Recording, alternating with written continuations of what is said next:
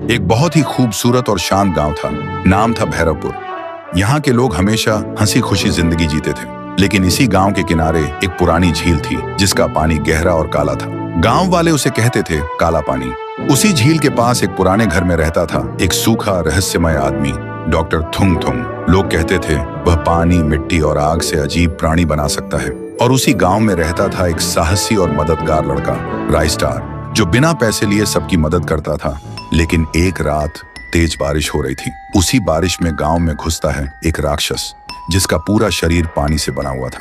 वह गांव में घुसते ही एक घर के अंदर चला गया। वहां लेटे एक आदमी के पास जाकर उसने अपने दोनों हाथ घुमाए और पल भर में उसके चारों तरफ पानी भर गया। पानी का दबाव इतना था कि आदमी चीखने से पहले ही डूब गया और राक्षस ने उसे निगल लिया। उस रात वह एक के बाद एक घर में घुसता और लोगों को पानी में डुबो डुबो कर मारने लगा था। और जब सुबह हुई, गांव में अफरा तफरी मच गई। झील के काले पानी में गांव के कुछ लोगों की लाशें तैर रही थीं। किसी को कुछ समझ नहीं आया कि यह हुआ कैसे, लेकिन राइस्टार ने देखा और तुरंत समझ गया यह तो डॉक्टर थुंग थुंग का काम होगा। उधर थुंग थुंग गांव से भाग रहा था। तभी राइस्टार उसके सामने टपक पड़ा और बोला, कहाँ भाग रहे हो मित्रों? थुंग थुंग का रंग उड़ गया और वह बोल पड़ा, मुझे माफ कर दो, यह सब मेरी वजह से हुआ है। कल रात मैं अपना बिगड़ा हुआ रिसर्च पानी में फेंक रहा था। तभी अचानक काला पानी से एक भयानक आवाज गूंज उठी, तुम सब मेरे पानी का हिस्सा बनोगे अब, और मुझे जगाने के लिए तुम्हारा शुक्रिया, थुंग थुंग। और फिर झील के बीच से निकलता है एक विशालकाय राक्षस जिसका पूरा शरीर पानी से बना हुआ था।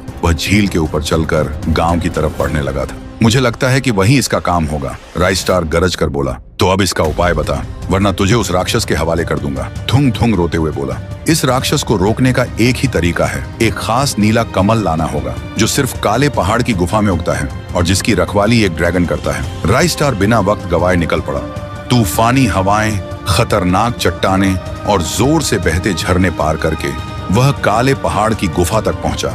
वहां सच में एक ड्रैगन उसका रास्ता रोके खड़ा था। ड्रैगन गरज कर बोला, तू यहाँ क्यों आया है मानव? चल जा यहाँ से।